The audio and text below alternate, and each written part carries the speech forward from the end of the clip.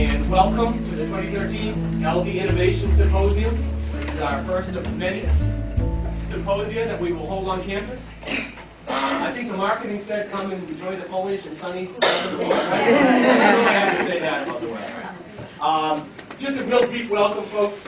I want to first thank some of the people in the offices closely involved in making this really, really important event a reality. I want to thank Manju for leading us and for her expertise and for her vision and her execution. I want to thank Dr. Brent Beatty for his management and his guidance in helping make this happen. I want to thank the IT department and also marketing and facilities and really, folks, the entire Landmark community, faculty, staff, and students for understanding the importance of having a conference on campus to bring people together. How about a round? I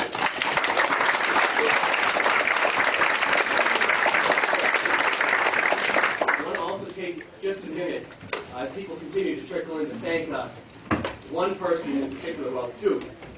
She's here today, her husband's not. Nan Strout. Hi, Nan. Nan's trustee. Nan and her husband, Chaz, Chuck, have been with Landmark since the beginning, 28 years ago. And I want to thank Nan first for whispering in my ear. Nan gives me, a pinch, not a punch sometimes. So thank you, Nan, for that, as a trustee, about we really should have a conference on campus every year.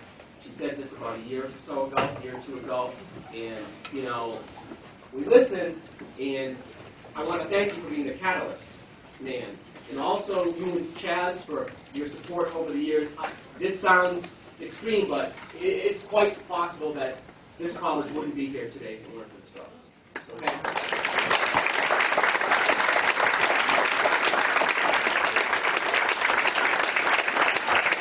So I've been here for 2 years in my current role, and the college has been around, as I said, for just 28 years. We're young, a teenage institution, and started off as a college devoted solely to students with learning difficulties, learning disabilities, mostly language-based, such as dyslexia. But, as one of our professors said once, much like the acorn that turns into the oak tree, in our DNA was the program to evolve. And today, we have programs in liberal studies, business. We have programs in STEM, life sciences, and computer science gaming, that's interactive computing technologies. We're now also, as of a year ago, a 4-year college. We have a bachelor's degree option. Okay? So we're a 2-year college, we're also a 4-year college. We have a graduate level program, an online professional certificate program aimed at educators in the field. The focus on that 5-course online hybrid program is universal design in assistive technology. So, even with this strategic growth, and currently the second highest enrollment in the history of the college, we remain resolute in following our mission, which is simply to help students learn, teachers teach, and the public think in different ways about education. That's what's great about this place. The mission is broad. It has allowed us to evolve and bring in a greater breadth of students and LD profiles. We talk a lot, folks. We talk about innovation. Talk about innovation.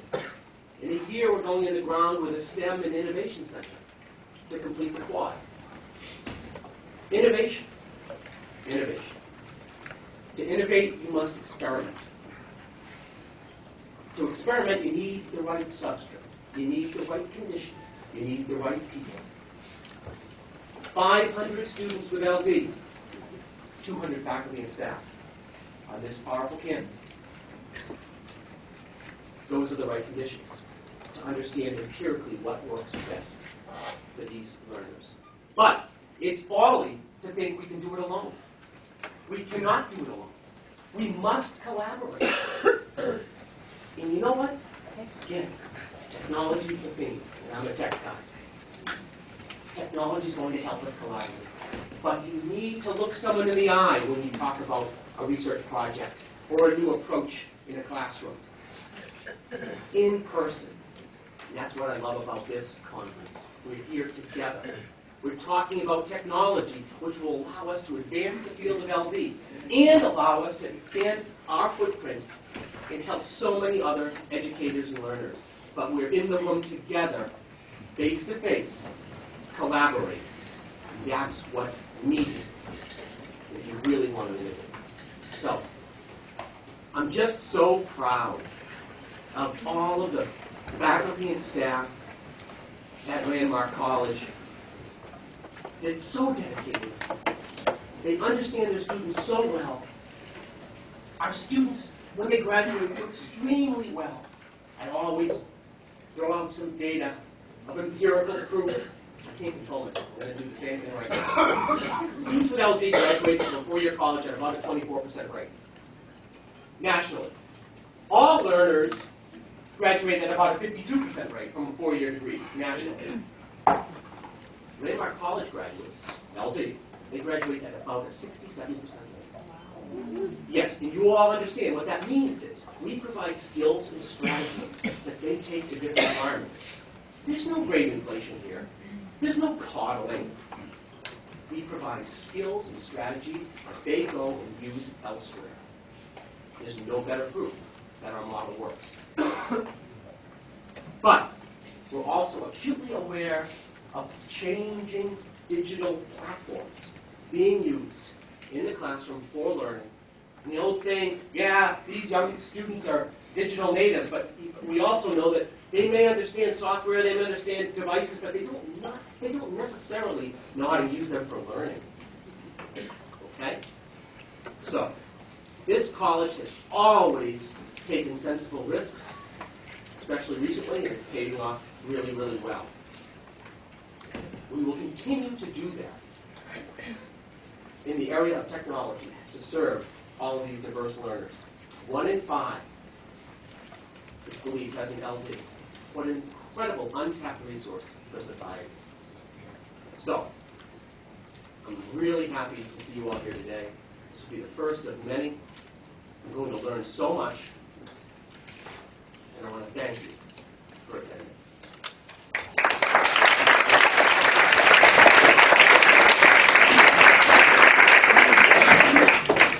Thank you, and welcome. Wow. This is our inaugural LD Symposium, and as you heard from Karen, we have quite a lineup. But before I introduce our keynote speaker, I have a question. How many of you, some of you came in yesterday, some of you came in today, how many of you, when you looked around, said at least once, wow? How many? Okay. How many of you said wow at least 3 times? You are going to be wowed today, and today will be the loudest wow. Because we have Dr. Matt Schneps, who's going to lead us off in today's LD Symposium, Diverse Technologies for Diverse Minds. So without further ado, let me read a little intro to our keynote speaker. Dr. Matt Schneps is a founding member of the Science Education Department at the Harvard-Smithsonian Center for Astrophysics, fondly known as CFA. The Science Education Department is one of the first and the largest research groups dedicated to science education in the U.S. A scientist with dyslexia, Dr. Schneps received his PhD in physics from MIT in 1979. He joined CFA first as an astrophysicist, but evolved his interest to questions of science learning, and this has been his major preoccupation since 1983. In recent years, he has focused on how differences in individual neurology affect science learning, examining questions related to learning disabilities, among others. Schneps founded the Laboratory for Visual Learning to carry out research in cognitive psychology, to investigate how individual differences in neurology, including those associated with dyslexia and ADHD and ASD, affect how people learn science. An outgrowth of his work is the development of an innovative technique for reading for people with dyslexia using mobile devices, research carried out through funding from the NSF and other sources. Dr. Schneps was awarded the George E. Bush Fellowship in Theoretics Medicine and Affiliated Sciences 2010-2012. Please join me in welcoming Dr. Matt Schneps. Thank you very much, Manju and Peter, for inviting me here and giving me this opportunity to speak with you. I just wanted to explain myself a little bit because I am from the Center for Astrophysics. And people often ask, well, why is someone in the Center for Astrophysics doing LD research? And I answer this question pretty often, so I'm kind of used to it. I came there as a physicist, and I had a lifelong interest in astrophysics, ever since I was a little tiny kid. And it was my dream to work at this place that I've been at for the last 35 years.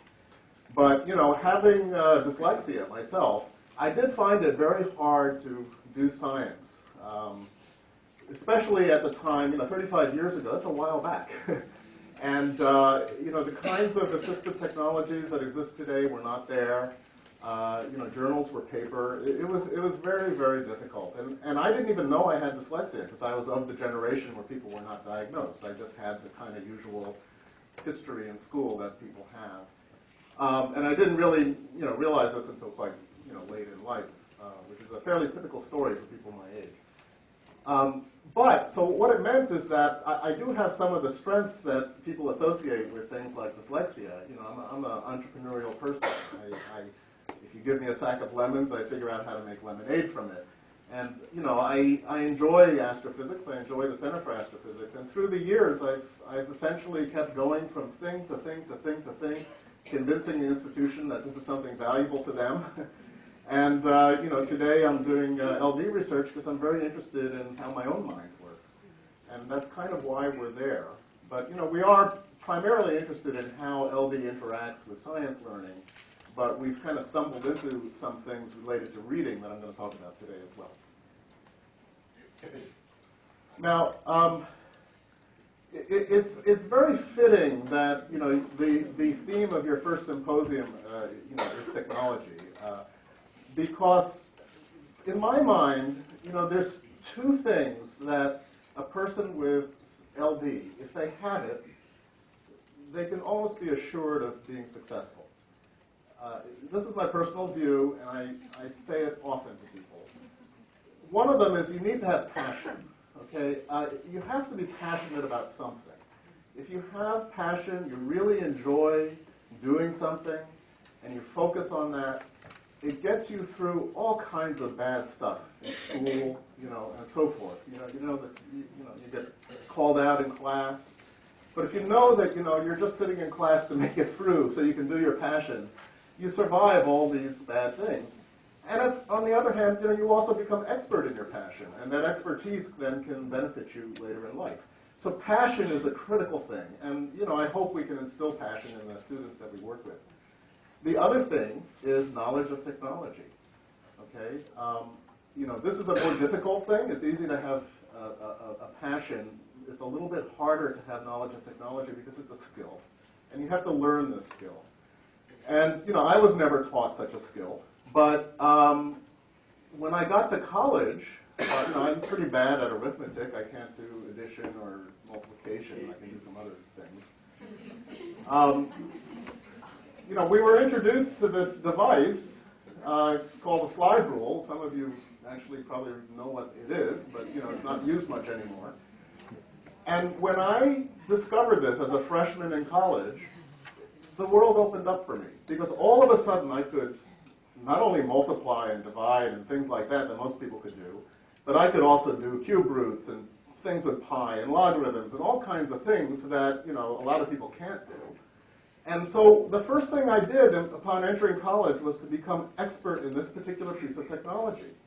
And I became so good at using this slide rule, I could do all kinds of stuff. And all of a sudden, I was like way ahead of everybody else, because a lot of the other kids didn't put in the kind of effort I did to learn this.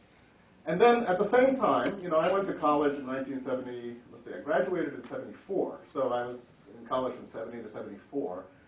That was the time things like digital watches came out. Okay, electronic calculators came out for the first time. Can you imagine that there's actually a time when calculators didn't exist? You know, the first programmable calculators came out. So as soon as that came out, I didn't need this anymore. All of a sudden, I could program the thing, and I could do all kinds of things. And I learned how to program computers. And basically, my attitude towards technology has been, throughout life, new technology comes in, you learn it, you see how you can make use of it, and you use it to do something that you couldn't do otherwise. Okay? And technology has been galloping away. And today, you know, we have text-to-speech and speech-to-text, and we've got reminders that buzz in your pocket, and we've got networked, you know, notes and calendars and all kinds of things that just never existed before. And my belief is that if you have passion and an ability to work with technology, there's no reason any person with LD can't be successful. I mean, there's just absolutely no reason. The technology is so good, and the passion will carry you through. But it does take work to master these things. And I think through the day, you know, hopefully you'll get to see some very nice examples. I know there's all kinds of interesting talks and exhibits today, and you know, this is a great introduction. It's wonderful that you guys have set this up. Now, I want to talk about a particular piece of technology, and the piece of technology I want to talk about is reading. Now, we don't ordinarily think of reading as technology. We think of reading as breathing. We think of reading as something that you just kind of do. You know, you look at a sheet of paper with writing on it, and you hear thoughts in your head somehow. Okay, we don't think of it as a technology, but it's something that actually was invented. Okay, people came up with the technology of reading, and you know, through trial and error, they came up with a system, and now that we have this alphabet and all this kind of stuff that we have. But it was not invented to be necessarily the most effective technology in the world. It was just kind of evolved into what it is. And it happens to be very good. I mean, it's a really nice piece of technology. Okay, but the problem is it really isn't matched to everyone's needs. Okay, and that's a problem with technology. You know, if an engineer builds a bridge, they know that the bridge is going to work under certain circumstances. But if you decide you want to use it to transport tanks back and forth across, you know, the San Francisco Bay, you know, you're going to need a different kind of bridge than the kind that they may have built. And so engineers, when they build technology, know that there are limits to technology. It's the same for reading. Reading has limits. And people with LD are often up against those limits. Okay? And it's the fault of the technology, in my view, not the fault of the people with the LD. Okay? So I have a very different perspective on reading. So if I were to subtitle today's presentation, it's going to be about rethinking dyslexia in the age of e-readers and other technology. Okay? And I'm going to talk in quite some specific detail. So I hope you'll tolerate a few graphs and things. Now, before we start, I just want to talk about what dyslexia is and is not. And I just want to ask this audience. You'll have to raise your hand for this. I'm not going to ask anybody if they're dyslexic because I don't want to out anybody. But does anybody here know anyone who is dyslexic other than me? Exactly. I mean, this room, everyone knows someone with dyslexia. And chances are a good fraction of this room has dyslexia as well, because very often people in LD fields are attracted to people who are dyslexic are attracted to LD fields. This is not typical, obviously. I give lots and lots of talks, and usually people have no clue what dyslexia is. But even so, even amongst us, professionals in the field, even we do not really know what dyslexia is. And that's what we're going to talk about a little bit today. The definition that's most common involves phonological processing. Okay? And phonology is the ability to turn F-I-S-H into the sound fish in your mind. Okay? And either speak it aloud or silently. And somehow, we're saying that people with dyslexia have, we call it a core deficit in this phonological processing. And this is the most common explanation of dyslexia today. It's not the only one, but it's the most common. Now, the thing is, I'm sure all of you are familiar with this. Okay, I can turn around and look at this word. This is fish, right? You all know this. The f from enough, the if from women, the sh from things like attention or whatever. Okay? So I know that that says fish. I just look at it and I know. And I'm a person with dyslexia. Okay? I'm an adult with dyslexia. Okay? I know the rules of phonology. I know that the GH is a okay? I know all these things. I'm not impaired in phonology because I'm an adult. I'm 60 years old. And yet, I have trouble reading. I can't read. Okay? So something doesn't add up. Why is it that I don't have any problem knowing the rules, and yet when it comes to reading, I'm stymied. Okay? It just is hard. And I get a lot of email from people who are just discover our work and they just write in. And one person, Mary Johnson, sent in something. You don't have to read the text. I'm dyslexic, so to me, text is all the same. It doesn't blur. Mary Johnson sent this in. She said, people always ask me, what's it like to be dyslexic? And you know what I tell them? I tell them it's like this. And she sent this thing. Okay. It's like reading this. This is not dyslexia, but this is what it feels like. All right? If you try reading this, whether you're dyslexic or not dyslexic, it's quite painful. It's slow, it's difficult. You have to look at each word twice. It's just not fun. And this is the sense of what dyslexia is. This occurs because of some strange focusing effect of the eye. It's nothing to do with dyslexia. But this very much represents what it feels like to be dyslexic for many people. When you talk to the average person with dyslexia, okay, not the pure phonological dyslexic they talk about in the literature, which I actually don't believe exists. When you talk to the average person with dyslexia, some people might say the text swims. They don't mean that the text is actually literally moving around. I mean, it's often been interpreted in that way. But they mean it's kind of hard to get your mind locked in on the text. I know what it feels like. It's like a really strange feeling. It's very hard to describe to people. It's very effortful to read. It's just unpleasant. I mean, it's like, ugh, hard. There's often name recall issues. I can't remember left from right. That's a very common thing. Can't remember anybody's names. And it's very hard to learn simple rules, including the rules of phonology. There are simple rules that are very hard to learn. But lots of simple rules are hard to learn. And this is actually very typical of people with dyslexia. But we don't talk about this as the definition of dyslexia. We talk a lot about the phonological processing. And I think the reason for this is that most people who work in the field read too well. Okay? If you read well, you look at a piece of text, and instantly that text appears in your mind, and you hear the beautiful words, and it just sort of seems effortless. But reading is far from effortless. Okay, it takes children at least 7 years of their lives to learn to read with any level of proficiency, whether they have dyslexia or not. 7 years, a long time to practice something. It's not like smelling or tasting. It's not one of these things that just comes naturally to us. And I think that the field tends to forget how hard reading really is, which is why people like me are very useful in the field. Okay? When you have people with LDs working in the field, they understand what's really tough for them, and they really get it. And they can look at the research in a very different way. So if there are any people with LDs in the audience, I just want to encourage you to keep going at it, because you guys have the opportunity to break through where other people don't, because they have preconceptions.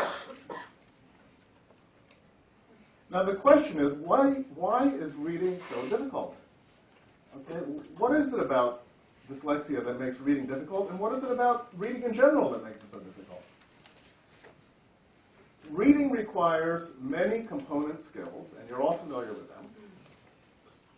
You have to know vocabulary, you need to know syntax, you need to know the language, you need to know what the letters are, you need to know their sounds, you need to know the rules of how the letters are put together to make sounds. And finally, there's some very low-level perceptual work that goes into reading. That, first of all, you need good vision. We all know that. As you age, it becomes a huge problem. You need to have a very good working memory, because if you don't have a good working memory, you can't sort of hold your thoughts as you're putting those little bits of text together. And lastly, it's this thing in white down at the bottom. you need control over attention. Okay, and this is a point that is often not considered. Okay, and I want to talk a lot about that today. Now, when I talk about attention, I'm talking about a different form of attention from the kind of attention we talk about with ADHD. It could be related. It's not clear that it's not related, but it's probably something that originates at a different part of the brain than the kind of attention that leads to behavioral issues and so forth with ADHD. I'm talking about a very primitive form of attention. And it's different from, paying attention. Like you're trying to pay attention to me while you're thinking about other things you got to do today. That's another type of attention. And it's more related to the ADHD. I'm not talking about that. I'm not talking about inhibitory control. If the light turns, red or whatever, do you go by mistake? Things like that. And I'm not talking about disorganization. Okay, those are all part of what we normally associate with attention. What I'm talking about is something different. It's something called visual attention. Okay, visual attention is what goes into this Where's Waldo puzzle. Okay, here the task is to find this little guy, Waldo, who's up in the corner up there, striped shirt. And you have to sort of search this beach scene in order to find Waldo. And in order to do that, you need to invoke attention. You need to sort of focus in on each one of the little people and look at them and analyze them and ignore all the other people while you're analyzing them. So this is a graphical representation of what attention is like. Okay? It's a neurological process that gets your brain to sort of focus in on the thing of interest to you. That's what's called visual attention. And there's an auditory attention, and there's probably tactile attentions as well, but I haven't heard about that. But this is the type of attention that is important in reading that we're going to talk about. Now, there's a very interesting subtype of visual attention called covert visual attention. Okay? Now, covert means this is, you're focusing in on the bunny rabbit. Okay? Covert means off to the side, right? It's like, it's kind of like sneaking a peek. Covert, we often think of it in terms of spies, covert operatives and things like that. So covert attention is attention where you're looking at one thing, but you're paying attention somewhere else. You're looking at the rabbit, you're paying attention to the bear in the corner. Okay? Obviously, rabbits actually do this, right? If they see a danger, they're not going to suddenly look at the danger. They're going to pretend that they're still interested in that berry or whatever it is that they're munching on, and they're going to be very aware of the thing over there. Okay? That is called covert attention. And so what it's saying is that we have the ability to control our attention. We could take our visual attention and throw it in various places without moving our eyes. We could put our eyes on a piece of text, and we could put our attention somewhere else. And that's actually a big problem. Okay, this is a demonstration of an effect called crowding. It's called visual crowding. It's a visual effect. We don't think it has anything to do with attention, but it might. Visual crowding is this. If you look at the word visual and focus in on the red line there, okay, so I want you to look at the word visual and look at the red line, okay, and at the same time, can you see, while you're looking at the word visual, can you see the letter R that's off to the side? Yes. Okay. Now, let's do that same experiment looking at the letter R in the word crowding. But I want you to look at visual. Can you make out the letter R in the word crowding? Pardon? Oh, covert. I'm sorry, I had the wrong. I forgot my slide. See?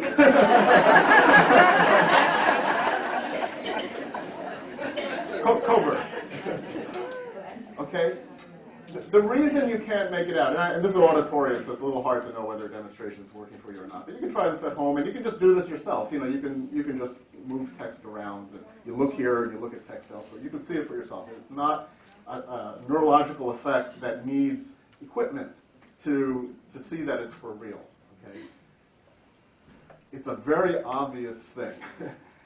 and is a neurological process such that if you have any objects, they could be anything, they could be faces, peanuts, anything, and you put them together so that they're crowded, it becomes very difficult for you to make out the details of what they are when you see them covertly off to the side. Okay? When you look straight at them, it's no problem. But if you look at them off to the side, when things are together, you can't make them out. And that's called visual crowding. And it's just a property of vision. Nothing to do about it. Everybody has it. It turns out people with dyslexia are worse, have some worse crowding than others, and that may be important. But this is what actually we think limits reading. So here, if you're looking at the bunny rabbit and the R is off on the bear, okay, you can make it out fine. But if you're looking at the bunny rabbit and the R is in the covert, if you're looking at the bunny rabbit, it's difficult to make out that R, even though it's very clean and clear. Okay? And I've symbolically indicated this using the stippling here, covert visual attention. And the crowding gets worse as you go further into the periphery. So I've kind of made it kind of gray out to symbolically illustrate what it's like to look at the crowding. The visual part is more or less clear, but then as you move away, it becomes more crowded. And when we read, okay, we have to we look at a word,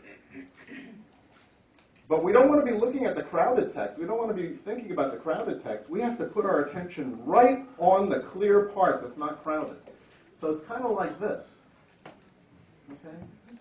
You have to put your attention right on the stuff that you can actually make out because it's not crowded. All right? So you need to be able to control your attention and put it over the word itself. Now, it turns out there's a lot of research. It originated mostly around 1999-ish, around that time. This is just an example. That indicates that people with dyslexia have issues with visual attention. Okay, there's a lot of research. There's many, many, many papers. Generally, the field is not familiar with them because they come out of Europe. We don't talk about them in many of the schools of education. People don't talk about crowding and visual attention. But it's known that if preschool children are measured for their abilities for attention, and you can do this using some simple visual tests, those who have visual attention deficits in a longitudinal study were shown to be symptomatic of dyslexia when they learned to read a couple years later. Okay, so, and this is ongoing research. The field is debating all this, but I as a person with dyslexia, really believe in it.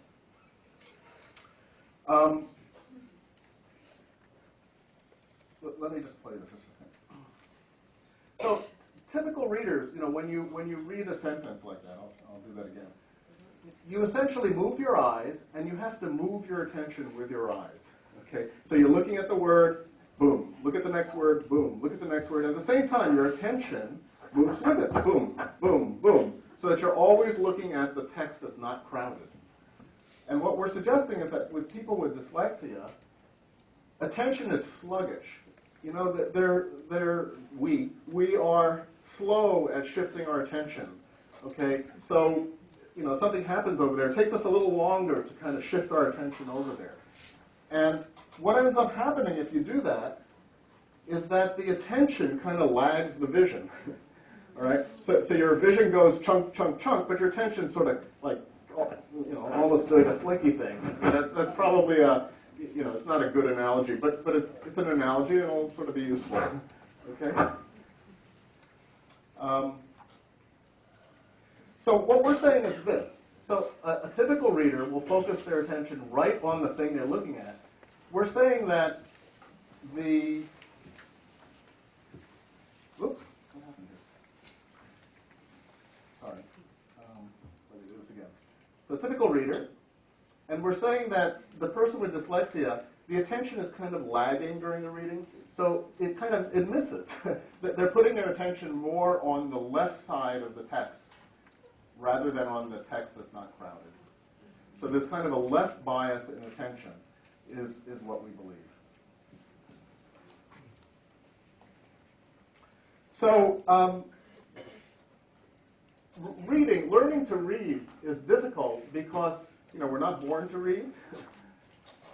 And in order to read, you have to learn to control your attention so that it matches your gaze movements. All right? That's very hard. You have to learn that skill. Your attention can go anywhere, and you need to put it onto the text. And that's one of the reasons that reading is difficult. Of course, the rules to learn and all kinds of things, that's difficult too. But for people with dyslexia, we believe, my group, that it's difficult for them because they have trouble controlling attention. So now I want to talk a little bit about e-readers. This is a personal discovery of mine. I'd wake up in the morning, and my wife who's here, Randy Goodman,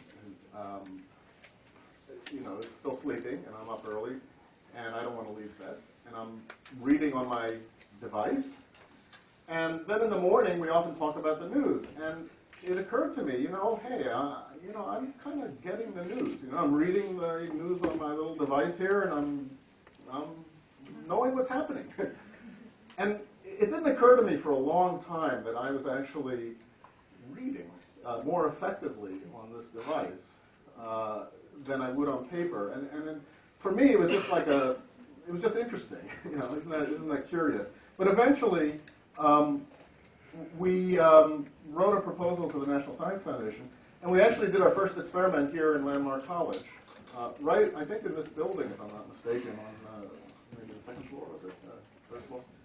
Yeah, right, in your office, of all things.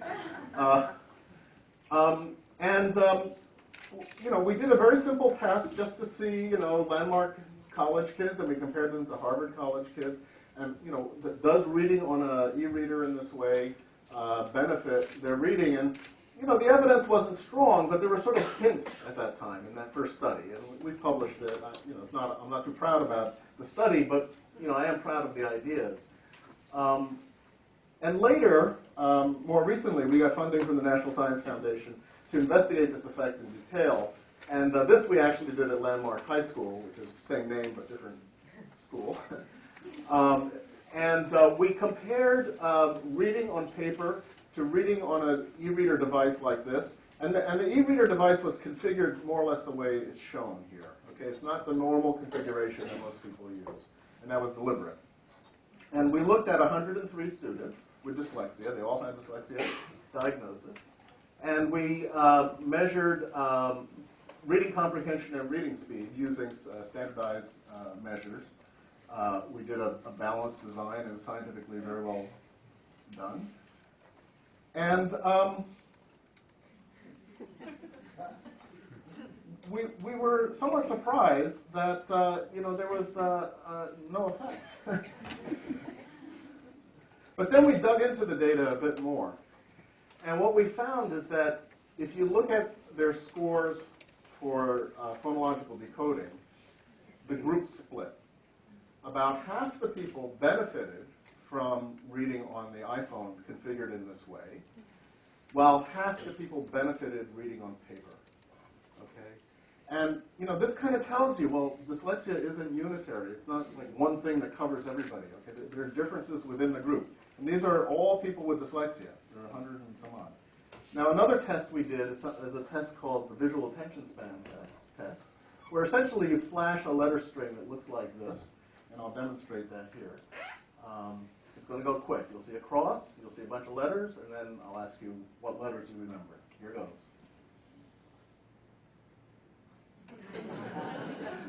Okay? It's a very simple test, and I'm not going to test you on it. There are people who can remember and recall back all 6 letters accurately. Not many, but there are. And what we found is that this test is very good at splitting apart people who benefit from the e-reader treatment and those who don't. Here the fractions are a little bit different. It wasn't more like 50-50. It's more like 1/3, 2/3. But nevertheless, people who had difficulty with that task, who could only recite back, 2 means on average they only recited back 2 of the letters correctly, okay, as opposed to 4 of the letters correctly. The people who had difficulty with this task did better reading on the small device configured in that way than reading on paper. Now, this got us very curious. Why is this? And so we did an eye tracking study. We took a subset of 26 students from Landmark, and we gave them text to read on an iPad that looked like this, with long lines of text. It's very similar to paper, it's just on a device. And we gave them text on an iPod configured in this way. And we looked at their eye movements while they read. And so, even on a short, tiny little page like you would show on a screen, the graph over here on the side shows how we measure reading speed. By looking at how fast the eye scans down the page, we can measure reading rates much more accurately than if you took a stopwatch and you tried to time someone reading a tiny little page. Okay, this is a very, very robust measure of speed. And what we found is that in all the measures that were important, the iPod was better. The students read about a third faster using the iPod device. This is all the students averaged together. This didn't have an interaction effect like I showed you previously. They made about 11% fewer eye movements, so they read more efficiently. There was no apparent loss in comprehension between the two devices. And very importantly, the number of regressions, and I'll tell you what that's about, was cut in half. Now, regressions are indicated here. This is real data, okay? The blue dots, which are hard for you to see if you're in the back, are the fixation points. That's where the person's eyes stopped momentarily for about a quarter second as they move through the text. And you can see there's lots of them. This person has dyslexia. And so they're making lots and lots and lots of eye movements as they're reading. The red triangles are regressive saccades. That's where they're looking back in the text because they kind of missed something or it didn't make sense to them. And you can see the place is just littered with these red triangles. And when you look at the person actually reading on an eye tracker, in some cases it almost looks like a visual stutter. It's like, they're kind of like, it's not like regular, but it's almost regular, and it's very odd. It isn't like a normal reader's regressions, where occasionally they don't get a word and they'll come back to look at it. It's like very regular. And what we found, if you notice, when you squeeze down the text in this way, the number of little red triangles just goes down per unit, for the number of words read. In other words, in this area, there are many fewer red triangles than there are in a comparable area on the larger text. Okay, so there's something about this that controls the visual stutter. And so the question is, when you take a page and you squeeze it down like this, why does this help this regression? Why does it help people, who seem to be looking backwards in the text? And it's not that hard to understand why this is. Okay. On the top, I just sort of schematically illustrated. The red arrows are, indicating where a hypothetical person did a regression. I just made this up, so it's not real data or anything. And I have, 11 regressions here. Okay. Now, if I take that text and I pack it down into a narrow column, this is what ordinarily would happen. Okay. The regressions to the left will decrease in number, while the regressions upwards in the text will go up. Okay, because the word that you may not have understood a little while back, it used to be on the left, but now it's sort of moved up to the top when you squished it down. So what we expect to happen is that do I have a pointer? This is the number of regressions we used to have. They go down to the left, and the number of regressions upward before was 0, and now they go up to here. Now, what we observed is very different. And you can actually see it even in this one page. This is just a small sample of the data that we had. The green triangles, which are difficult to see, are upwards motions. You can see there aren't a lot of green triangles on the big page. And there happens to be one green triangle on this page. But the number of green triangles per unit area does not go up when you squish this down. That's a very important point. Okay, so we do see the number of regressions go down when you squish the text, but we don't see the number of upward things go up. And this is the real data, just so you can see. So this is on average, on 200 words. A person, when they read on the iPad, had 48 backwards motions. But when they read a similar number of words on the iPod, it went down to 21. Now the upward, on the iPad, there were 7. And on the iPod, you would expect we would have 34, just based on the numbers. But what we actually saw was this. Okay? The number of upward regressions didn't really change. That is significant what's there, but it's not.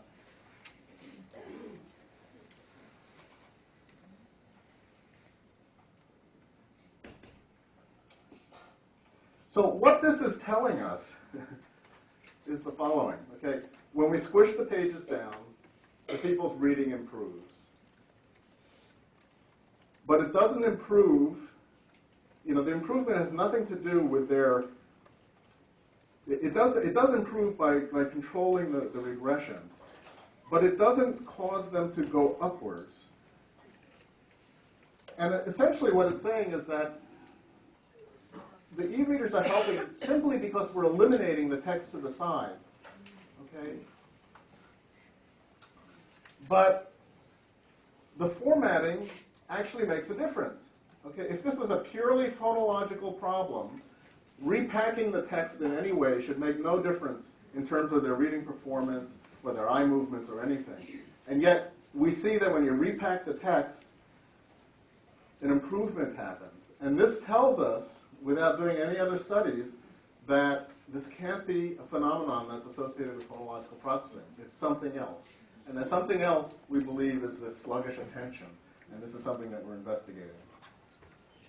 We also know that things like, you can fudge crowding by putting spaces between the letters. It doesn't really work, and I won't go into why, but it does help a little bit. And we've seen that, and other researchers have seen that. Also, crowding, you can have vertical crowding as well. So if you take text and you kind of scrunch it down like that, it's going to become harder to read. And this has been observed also in the literature. And of course, this is the letter spacing effect. And of course, we find that when you take a long line of text and you pack it down, reading comprehension and speed go up. And we think left because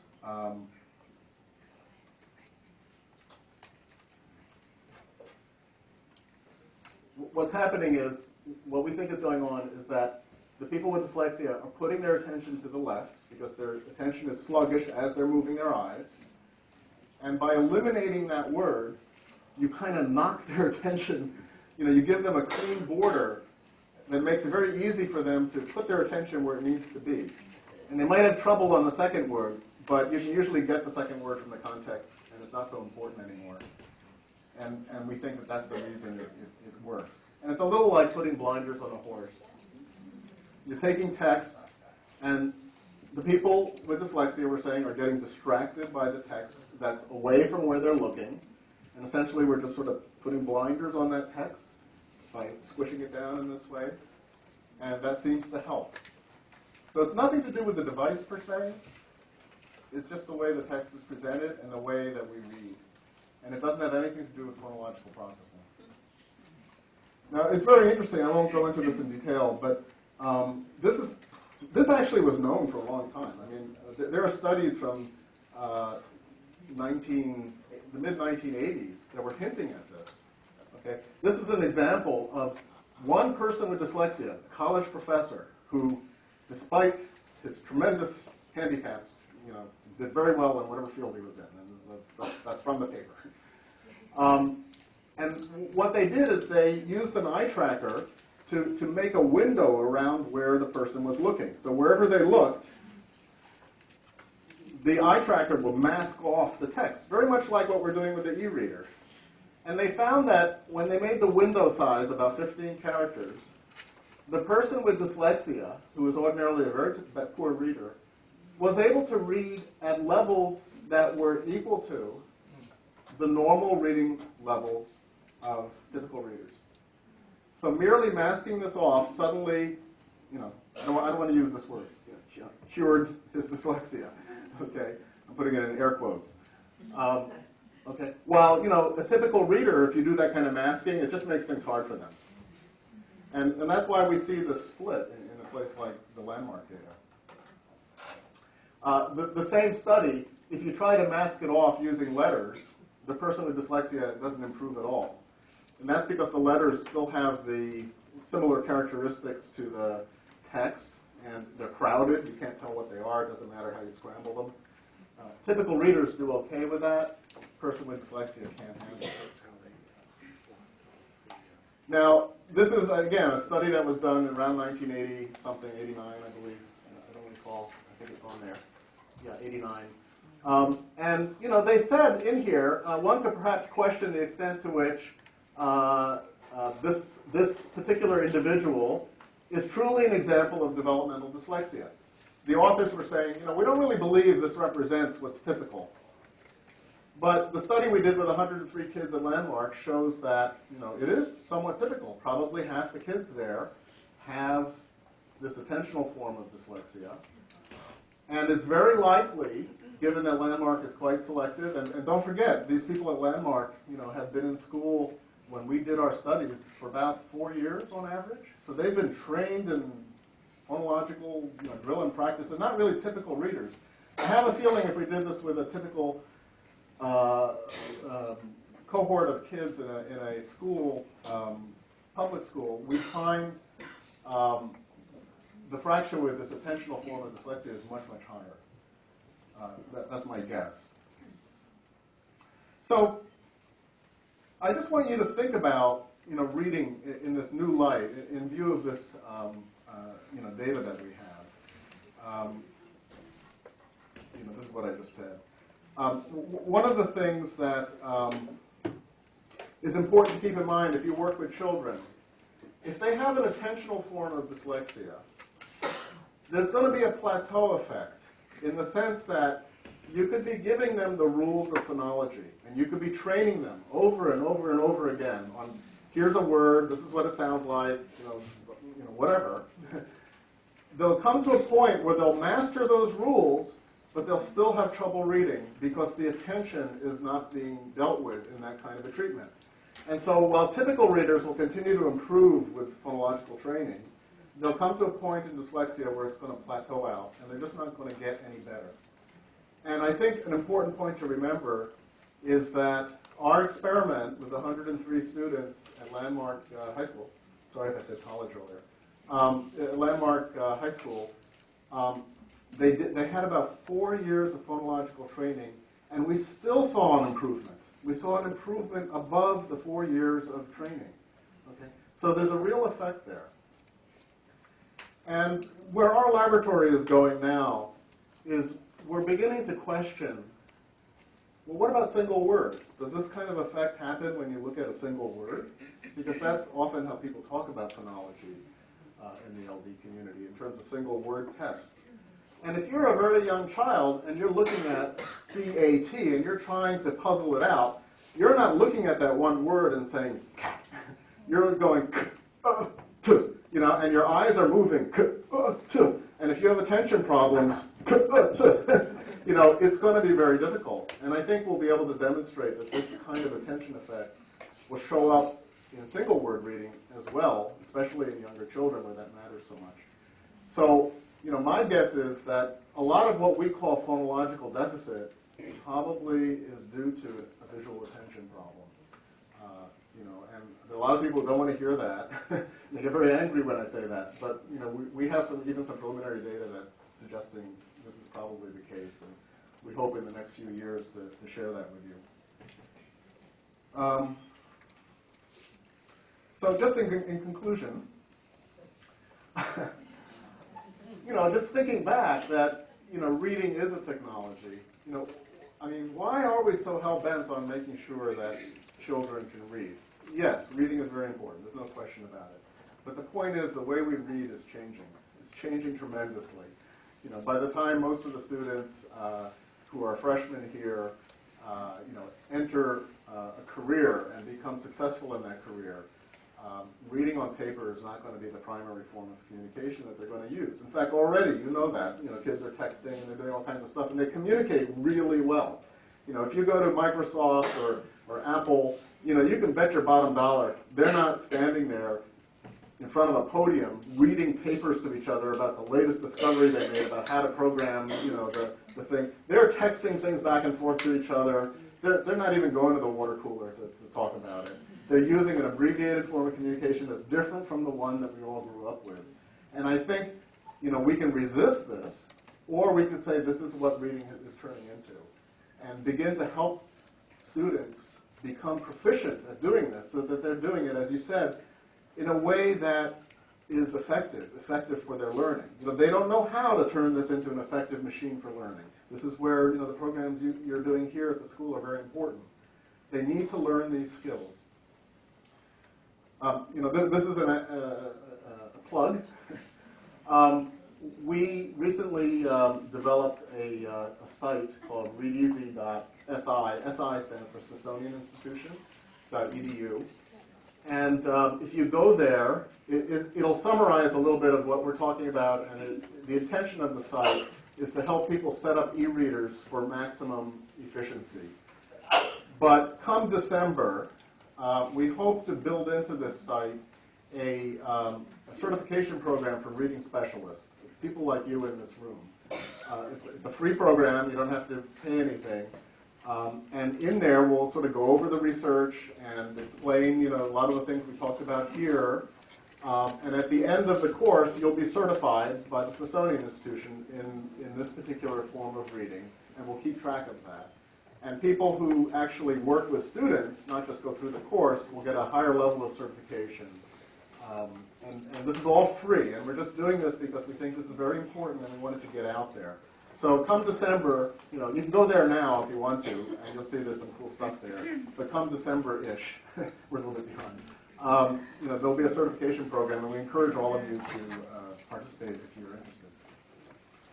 Later today, these are my colleagues involved in this research. As you can see, there's a lot of people involved in the research that I've been talking about. The three people in yellow will be here at the poster session. I don't know if they're here today right now. I don't think they are because they're driving in. And I do respond to emails. I may not this week because I'm going on vacation, but you can always shoot me an email, and I respond to everyone.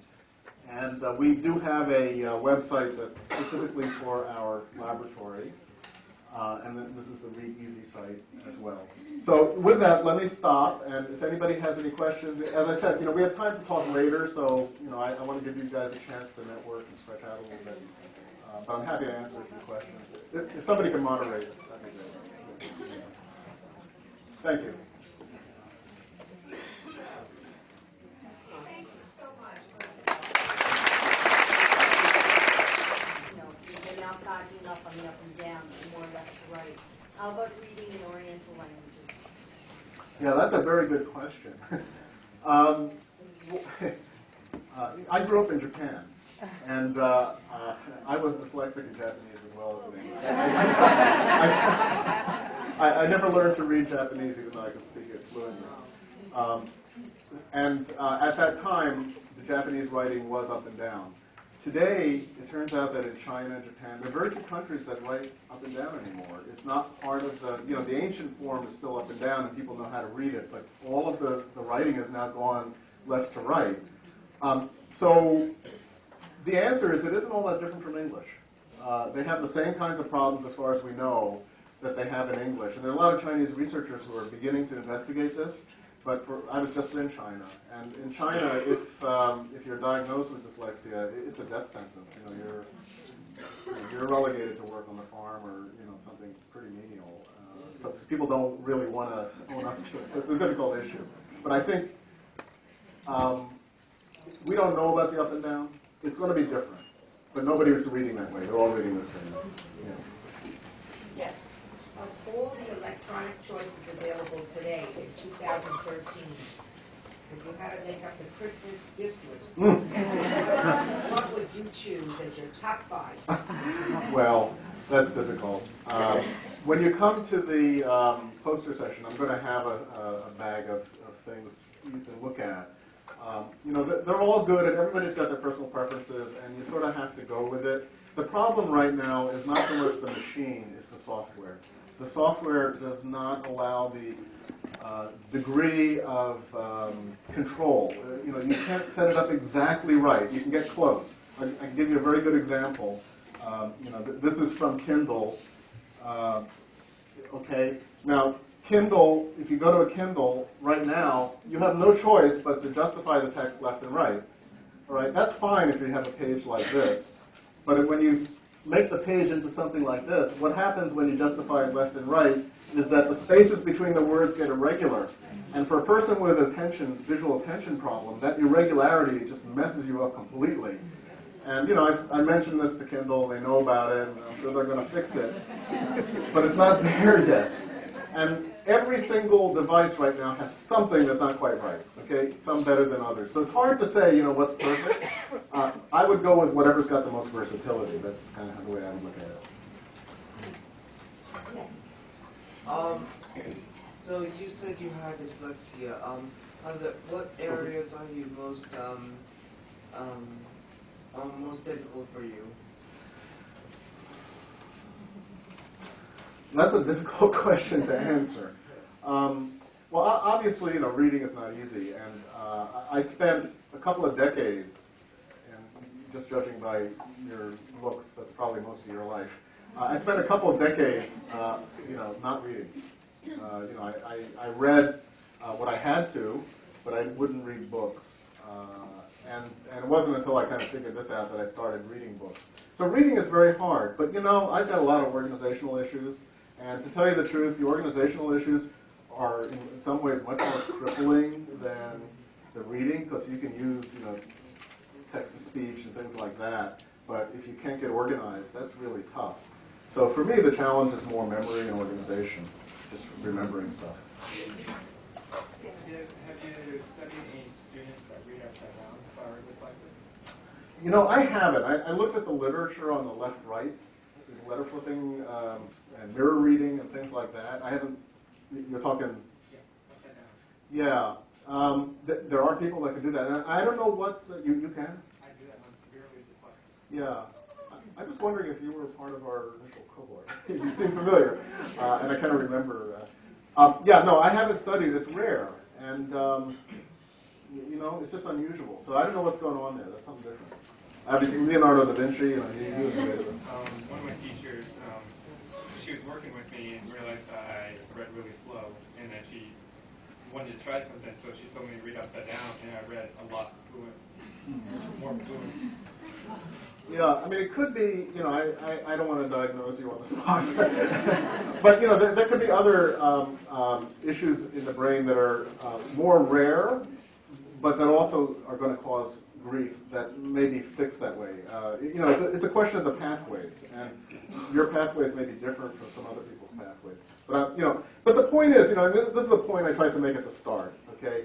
If you go into dyslexia research or whatever it is, and you know this, and you feel this gives you something a question to go after. And why does this happen? And nobody else is going to understand it. They're not even going to believe you. They're going to say, it's not true. But you know it's true, and you keep going after it, and you're going to make discoveries.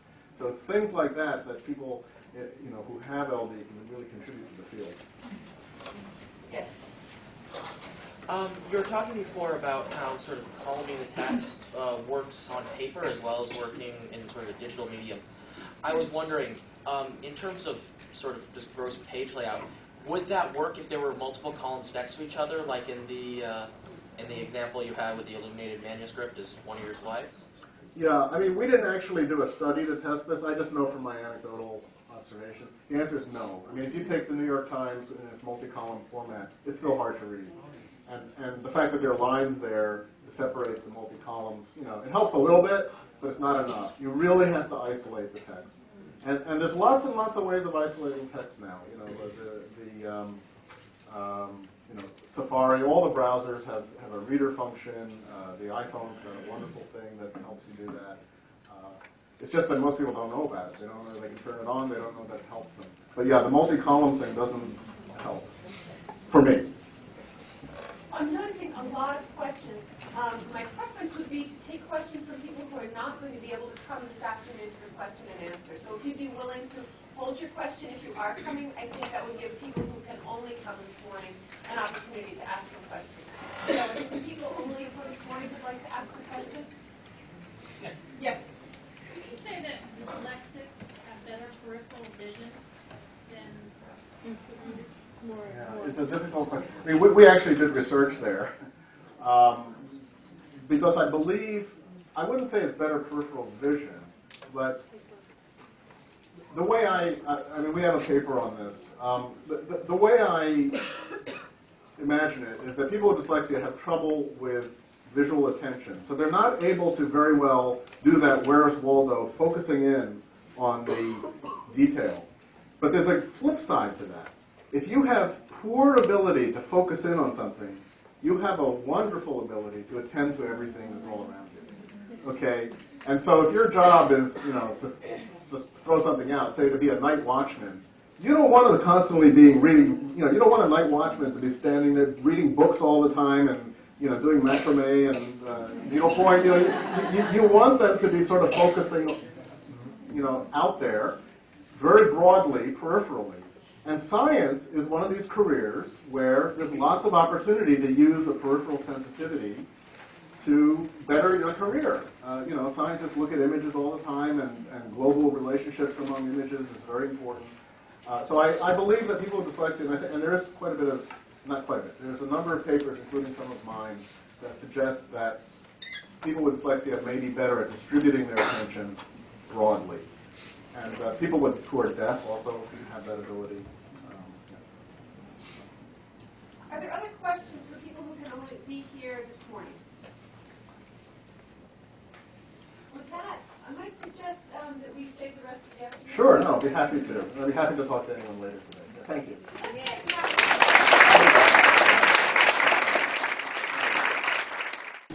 Yeah, welcome back. Thank you. I just wanted to preface by saying you can really we can use this time in any way that you like. I put these words up on the screen on the board because these are some areas where, you know, I have things I can say. So nothing is off limits. We can talk about the things that we spoke of this morning. But if you have other questions or interests, you know, I don't mind ranging anywhere. So just keep that in mind. Okay. Yes. So I have a question about math. Please, would you talk to us about your difficulty with arithmetic? Sure, I love that because it was so stressful for me as a child. You know, I knew at a very young age that I wanted to be a scientist, and I was told over and over again that mathematics was the language of science. And so I kind of had it in my mind that I had to become good at math.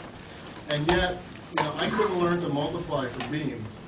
You know, my father eventually, you know, made one of these grids with the ones and, you know, going from 1 to 10 and across the other way. And I lived in Japan at the time, and I would get 1 yen, which is worth like nothing, every time I correctly, you know, identified one of those grids. And that drill and practice that my father did nothing at all to help me, unfortunately. And I remember very clearly, you know, there were certain things I could do and certain things I couldn't do. And I couldn't multiply and I couldn't add. So if I had a column of numbers, adding them was very difficult. But I discovered, you know, I could subtract. For some reason, I could subtract very well, and I could divide. And later in elementary school, for some reason, they taught us how to do square roots by longhand. And that was a process I could do, you know. And then I went into, let's see, was it middle school or lower high school? You know, we did trigonometry and algebra. I couldn't do that. I just couldn't. You know, we had to look up things in tables. I didn't understand the rules. It was like a big mess. But then I had geometry, and I was like the best in the school at geometry. And later, you know, I went into college and I did calculus, and I was a whiz at calculus. So there are all these, you know, so to this very day, I struggle with this. I mean, if I have to add, you know, something like 4 plus 3, I mean, I'm not that bad. I can do this. This is 7. but you know, my technique was 1, 2, 3, 4, 1, 2, 3. 1, 2, 3, 4, 5, 6, 7. I counted the points on the thing. I kind of developed a system like that for myself, which was okay, very slow. Yeah, we actually did some research in this that's related. If you don't mind, I'll share with you this. Some of you may know this, but there's a technique for multiplication that was invented in Treviso, Italy in 1470-ish. And, you know, when we multiply, traditionally we do something like 23 times 17, 7 times 3 is 21, you know, 14, you add the 2, you know, and so on, right? Something like that. Shift over, 2 lines. Well, in Treviso, they invented this method, which sometimes is taught in school here. Lattice. Right, the lattice system, where you put your numbers out like so. Okay, and you can do this with any number of digits. Make these things. And now what you do is, instead of multiplying like this, you take any pair of numbers and you kind of fill in the boxes. So 3 times 7 is 21, 1 times 3 is 3, 1 times 2 is 2, 7 times 2 is 14. And then you sum along the diagonals, 1, 9, 3. The answer is 391, I think. I didn't make a mistake. Okay, and we did an experiment where we tried this and compared it to something similar to this, but not quite this, at a public school in New York City. And we found that the kids could learn this much more easily. These weren't LD kids. This is just a normal elementary school school. There were 100-something kids in the class, in the group. And we think the reason for this is that with this method, you're limiting the chunks you need to hold in working memory. You're always dealing with pairs of numbers. And the diagonals and these other things help with attention issues, because they tell you where to put the stuff. You don't have to line things up, you don't have to worry about carry digits. You know, it gives you a very clean system. So this manages working memory and attention. This does a very poor job of that. And we think that's why this is superior to this. And so this was invented in Italy in 1470, and this is what most of the schools are teaching today. This is really a commentary on education and how we're not paying attention to working memory load, attention load, and things like that are big issues for people with LD. Now, my issues with addition and multiplication, you know, weren't exactly like this, but, you know, they're related. There's some interesting work on finger counting systems in different cultures that might be pertinent to that. Yeah, interesting. I'm not familiar with it. Matt, based on your keynote, how you brought in attention into the mix a lot in your talk. And it seems that for years we've been trying to differentiate ADHD from LD, and now you're making me think LD-ish thoughts about LD/ADHD. What are you doing? I'm on a crusade against the DSM. I really think that the medical model of diagnosis of LD is wrong. You know, basically, we're saying people are this or they're that. You have dyscalculia or you have dyslexia. That's not the way it works in the real world. People have everything in some degree or another, including typical people. They all have issues. Everybody's got issues. So I just don't feel that the traditional breakdown is doing anybody a service. You know, it's very handy when you're handing out accommodations in school. You can say, you can check a box off, and you can kind of like use it for that purpose, and I understand the need to do that. But in terms of trying to understand what LD is about, I don't think it's a helpful way of thinking about it. So I prefer to think about things in a continuum. And in particular, ADHD and visual attention, we don't know what the overlap is. Because ADHD is probably a more, you know, we call it executive function. It's kind of a high-level executive control issue. while the visual attention is a very low level, it resides at the level of, the very, the visual cortex and superior colliculus. It's a very low level neurological function, as opposed to the kinds of things we talk about in ADHD, which are often frontal. But they're all connected, and it's hard to know, is there a link? Is there not a link? I don't know. So does that answer any of your questions? I know it's kind of long. Yeah, it was embedded. Okay. Yes. We're all here with the same background. We're all passionate about students who struggle. But unfortunately, I don't believe our system, or our education system, the regular ed teachers, as we call them, we're finding more and more students. It's 1 to 5. How do we get this information into our country? I mean, that all students would benefit if we were teaching this way. We still have special educators, are pushing in, there's such a need for all teachers, and even at college level, we have all these tools we want the students to use, but again, it's seen in this pocket of isolation when the faculty are really using it. So I'm asking for, what do you suggest to get people to buy in? Yeah, this is a very difficult question you're asking, obviously. If there's a solution, we'd be doing something about it. Your point is, exceedingly important and insightful. And, I was talking earlier with Ibrahim about, how useful things like mind mapping tools are. And, I use them all the time. He uses them. You guys are teaching people to use them. And they're helpful for everyone. It's not just for people with LP. And why is there this resistance to kind of sharing this information? And I think a lot of it is economically driven, unfortunately. There's a lot of investment in the status quo. There's also a strong interest on the part of people who don't know better, often even parents, who say, well, it's important to balance your checkbook. I was taught that. And, I don't care if you don't need to do it anymore because the bank kind of keeps track of everything. I still want my kid to balance his checkbook and learn those skills. And the point is that, the adults often are tracking where the skills are going. So my personal view in how do we correct this problem, I don't really have a real solution, but I think it's to make the alternative very attractive. Okay, so that people who don't have identified LD issues, everybody's got issues, but if they don't have identified label-hanging LD issues, they too will say, hey, this mind mapping thing is actually really handy. We should all be using it in class and offering it as an option instead of normal note-taking on paper or whatever we normally do.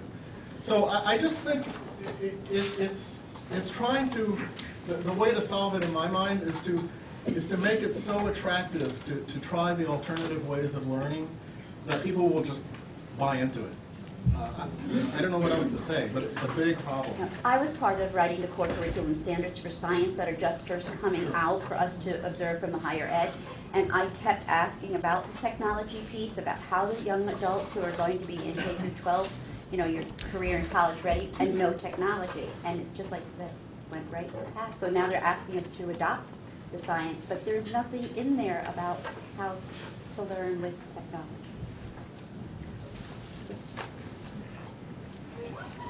So it's kind of a two-part question. Was audio included in any of your research? So you didn't include an audio component?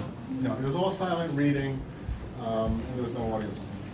Do you have any, is that part of your research? Because we're told in the assistive technology world, and also from what I've read at the Yale site about having the text-to-speech, the audio, and the eye tracking. But I'm curious as to how, once you reformat the test, that's going to affect the way the reader sees No, I use that on my, my e-reader, my iPhone. If I really want to, I'll just turn on the audio, the text-to-speech. It'll highlight the words if you wanted to. So the formatting doesn't, you can use those things. It's not, one doesn't preclude the other. The thing is, though, me personally, okay, I'm just speaking, a sample of one. This person with LD, if you give me a highlighted, I forget, dynamic highlighting. Okay? If you use dynamic highlighting to highlight the spoken text as I read it, I find it increases my load so high I can't follow what's going on. In other words, having to follow the bouncing ball as we're reading and as I'm listening, instead of making life easier for me, is adding another task that I have to do simultaneously. Not only do I have to read it like normal people and listen to it like people with impairments, but I now have to additionally follow this bouncing ball. And it's an overload for me. So is it an overload for everyone? I don't know. I mean, I have a feeling there's some people, maybe they really are benefited by having this pointed out to them. But I can also imagine that some people it's not going to. And I don't think this has been adequately researched. I think it needs to be. That's my opinion. I love science. I always have. I'm dyslexic and ADHD and I have problems with math. And I've always been discouraged going towards science because it's hard for me to write papers, it's hard for me to do lab reports, and math is difficult for me. How did you say so empowered throughout school to go and actually push through it, being told that, you're never going to make it? How did you get through it? Well, I think I had one advantage over you in that I didn't know what I had. Okay, so nobody really labeled me. Nobody told me that, I'm a loser, I'll never make it, people like you can't do this. I never heard that. So nobody ever tried to discourage me. It was more that the teachers that I took classes from in high school or whatever, they were so happy to have a kid who was interested in what they were teaching, that they were so excited, and they didn't care how I approached the stuff. They were just so happy that I was interested in what they were saying, and I spend extra time in the lab, and I do all these things. So I had a lot of encouragement from teachers who were kind of like grateful to have me around. And I didn't have the negative, thing of people telling me, it's like, oh, this just isn't right for you. So it's difficult. But I think I mentioned, I eventually left science, okay, because I started as an astrophysicist, and I got to a point where the reading was just too difficult for me. It's not that, the reading was always too difficult, I just couldn't keep up, and it just was unpleasant. When I first went into science, I chose fields where we were at the cutting edge, okay? If you're working at the cutting edge, there's nothing to read.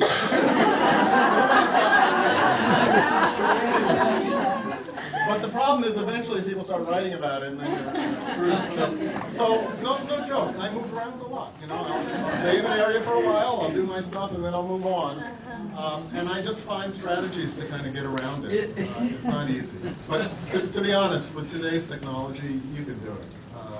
You can text-to-speech, speech-to-text, note-taking tools, all that stuff just changes the game. So you'll do fine. You'll do fine, really. Follow your interests. That's the most important thing, whatever it is. Differences of it's a physical problem, it's an eye, it's a visual issue, and then there was the great breakthrough. It's a core phonological deficit, and now we're swinging back that reading in the brain by Kane, which almost there's no phonology in that book, or little. So it really gets down to efficiency, by which a reader can access those symbols and turn it into speech. And what's cool, what you present is a way to strengthen or to give support to eye movement as one of the key pieces of efficiency. But we know that the parafoveal view to the right is critical, and you're saying that's what's missing in a lot of our students that are having this problem. So we have behavioral ophthalmologists that recommend all kinds of interventions for tracking. And has there been any research that you know of that confirms that approach for a subset of our kids? Do you know anything that aside from formatting, gets to the heart of the issue, which is efficiency of that decoding, turning that orthography? Yeah, you see, I disagree with a couple things you're saying. I just have a different perspective on it. One is, I don't see this as an efficiency issue. Okay, I see it as a on-off switch. You can do it or you can't do it. Okay, and the issue is, if you have a visual attention deficit, you just can't get the text to lock up with what you're looking at in your mind. Okay, it just doesn't lock up, and it's not a question. It ends up that you display poor efficiency because that's the result that you see when you hear a person read. But the percept of it, as a person with this, and you're trying to read the text, is that the stuff just doesn't want to be read. Okay? It's very hard to explain that, and it's not a question of incrementally doing it a little bit better. It's a question of doing it or not doing it. So that's one thing. And then the other thing is, I'm not saying that it's about tracking. It's not about visual tracking. Visual tracking is fun. The person with dyslexia is able to move their eyes word to word to word to word with accuracy. There's no tracking problem that I'm aware of. There's a little bit of a fixation problem. People don't fixate very well. Things like that. But the tracking is not the issue.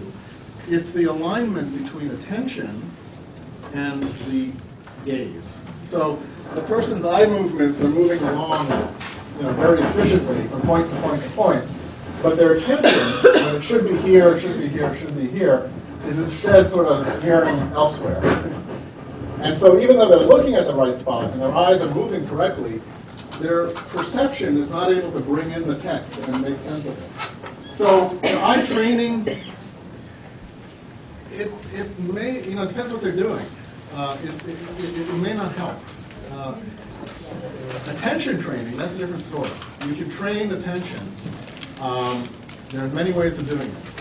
The most famous, I hate to mention this, because you're very upset, but the most famous is action video games. It's a very successful form of attention training. And when people go through, spend 10 hours playing action video games, their ability to visually attend to information improves. And this has been shown over and over and over again. There's like 2 dozen papers on it at this point. So, there are lots of ways of training attention, but it's different from the kind of visual training that the ophthalmologists are recommending. I'm not sure they're training attention. I think they're training other things. So there's an issue there. And it's a big problem for the field because I think the ophthalmologists are recommending something that may not be effective, and there's a backlash to that. And, it's a very good science, I think, is being ignored because of it. Anyway. Sorry to take a contrary. Okay. So related, I was interested in the discrepancy between the kids that could remember the 2 versus the 4 letters that you flashed, and made me think about possibly with my students that have dyslexia and attention processing deficits, which, by the way, I did not realize. I love what you said this morning. It really helped me understand the ADHD versus the attention processing, and I can bring that back to my gen ed teachers now and explain it much better. So the next thing I want to do is gather more data. I have students who have autism and dyslexia and they're ELL students, and I want to know, is it a phonological, is it visual attention? I want to do some correlations with their processing deficits on their initial psych exam, but I also want to know, should I do that 6-letter test? Like, what else can I do to kind of gather more data about the type of thing you're dealing with? Right. I mean, that's an excellent question. And, this really is cutting edge. So there's not a lot out there for the practitioner yet. But, I'm pulling this out because I just want to show you. And I'll have this at the show and tell room. Yeah, sandbags. Let me see what I can find.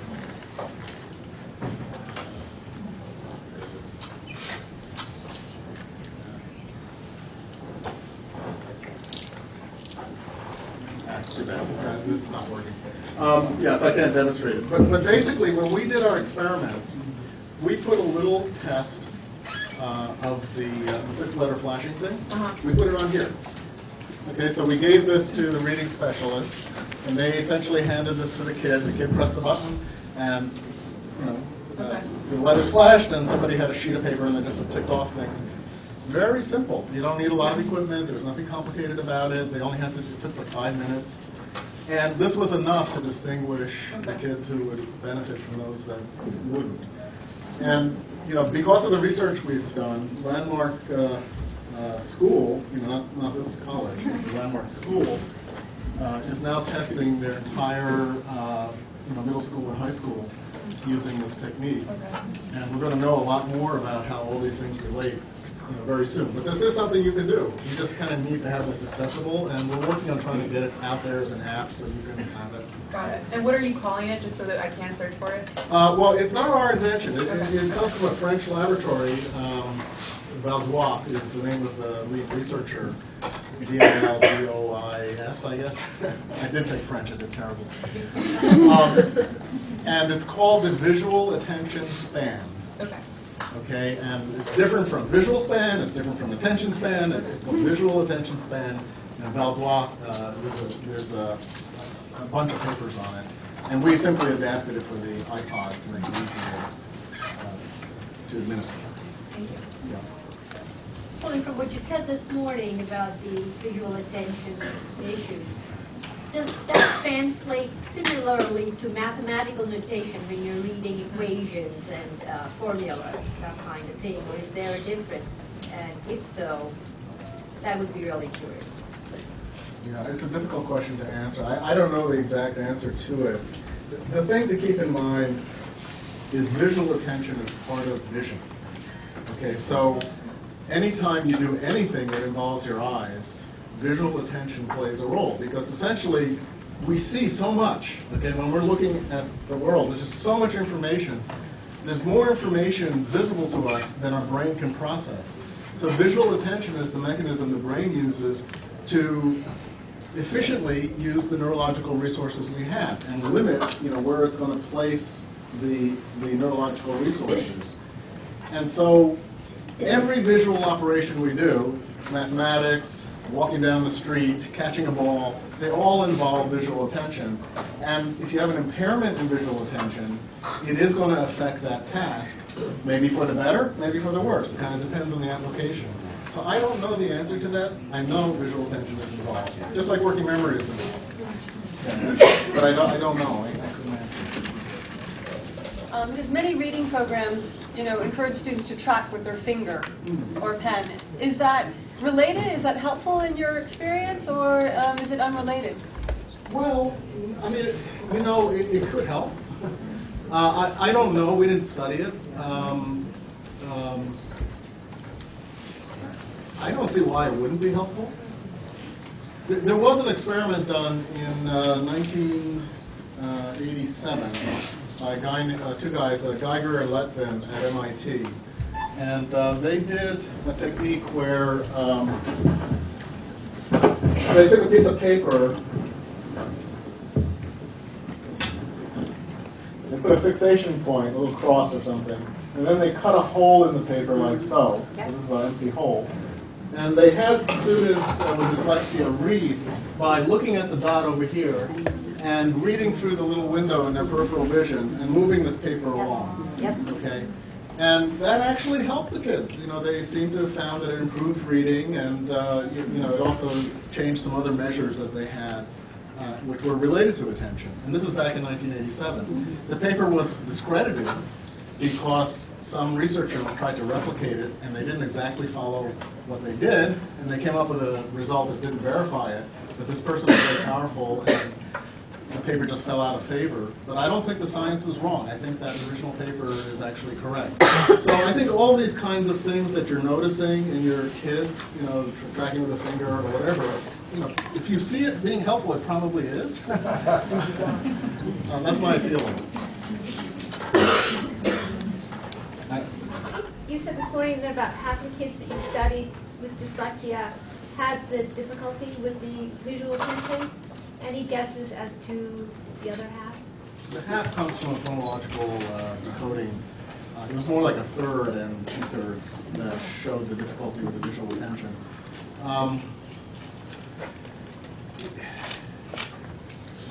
It's a really, really tricky thing because, as I mentioned earlier, visual attention can be trained. All right, and and there's nothing that's more of a training exercise than reading.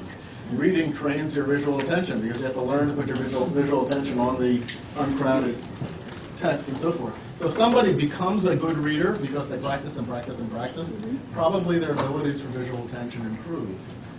Okay? So reading can help it. And these were all kids who went through many years of intensive training at Landmark. It wasn't the typical random population. So it's hard for me to tell you, what's it like in the real world? It did help these kids, and the breakdown was 1/3, 2/3. But I think if you went to a public school, it would be much higher in terms of visual attention. Great.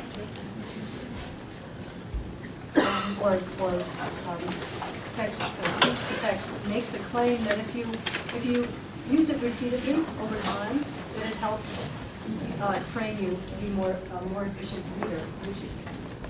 And what you just said, I wondered is that just because is it you're reading with your eyes, or I'm not sure I fully believe that claim. I mean, I don't know. I don't use Kurzweil, so I can't personally comment on it. I've never investigated them. Their tools. So I don't know anything about specifically their product, but you know, it's a very helpful product for many people. Look, practice does help, and you know, even attention can be trained. I've noticed in myself, you know, after years of reading this way, I do seem to be better at reading generally.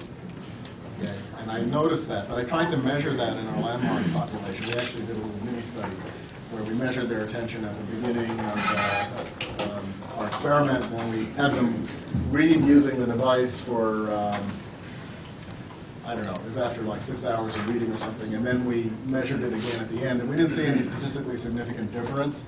So we weren't able to see any improvement, but it was a short little run. So, you know, it's possible that it does help long term. I just don't know. Yes. Have you ever given one of these seminars in like a public school where learning disabilities of different classes are very small? No, I've never been invited by a public school to talk about these things. It's really a shame. It sort of speaks to the issue that you're bringing up there, that you know, public schools aren't giving the same credit to these questions that schools like this school and. I think they deserve it more. I do. I agree. So if anybody knows, I'm happy to speak. I think we have time for one minute. Do you see any reason to prefer? You know, you're talking about the narrow positioning of text and all. Doing that on a little cell phone or an iPad or something versus formatting on a regular screen, formatting it to be skinnier? Is there a reason? Do you think the device makes a difference, or is it just line the words up that way? You know, we actually asked that question in our research, and we had people reading on an iPad versus the iPod. There is some research in the field of vision that shows that when the hand is placed near something, attention is focused to the hand, near the vicinity of the hand. So for example, if you have a computer screen and you're doing some task on the computer screen that involves attention, you have to sort of focus in on something, simply putting the hand on the side of the monitor will focus attention to the thing. Yeah, and it makes a lot of sense. I mean, think about it. You know, we do a lot of things with our hands. You know, you might take, imagine you're, you know, you like fishing, and you're making one of those fishing lures, whatever you call them, flies. Thank you. You know, you don't want to click your finger with it, so, you know, you pay a lot of attention to it as you're wrapping this little thing around, and, you know, needlepoint anything. I mean, we tend to hold things in our hands and examine them very carefully. So there's probably some neurology in there that helps that. So holding the device in the hand, theoretically, should help focus attention. And we tried to measure that. And we did in our experiment with the eye tracking, we had people reading with their hands on the device or their hands in their lap on the wall. And we saw a small effect of the hand, but it actually wasn't in a helpful direction. The hand actually interfered. And it's because it's not clear what it's doing. You know, when you're reading,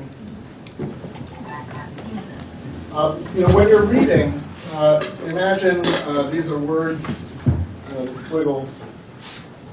Okay, normally you put your fixation here, and you stay there for about 250 milliseconds, it's a quarter second, and then you move on to the next word, 250 milliseconds, and so forth, to the next word.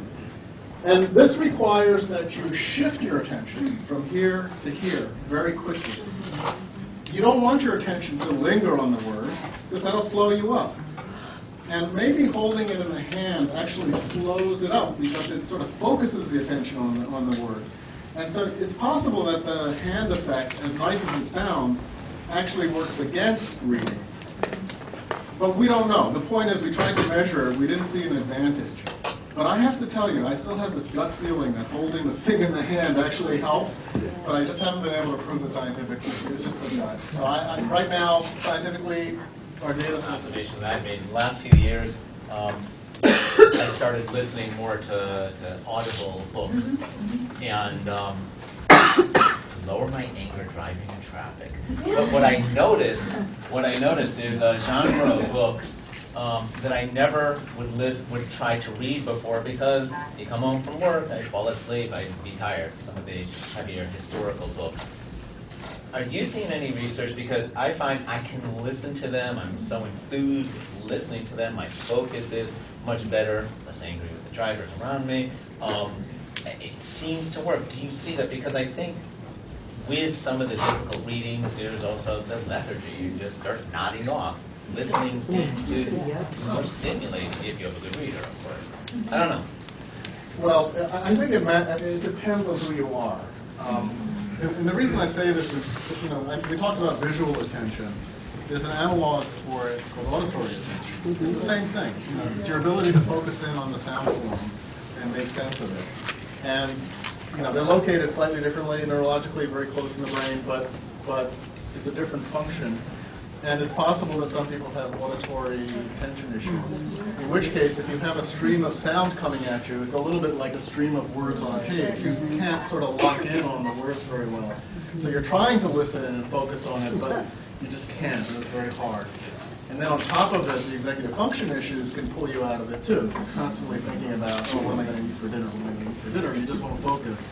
And obviously, if you're asleep deprived, That's a whole other skill. It's a whole other thing. So I have a feeling it varies among the people the same way the visual attention thing varies. By the way, I should mention, I'm going to be at the poster session. You're always going to come up to me at that time. Thank you.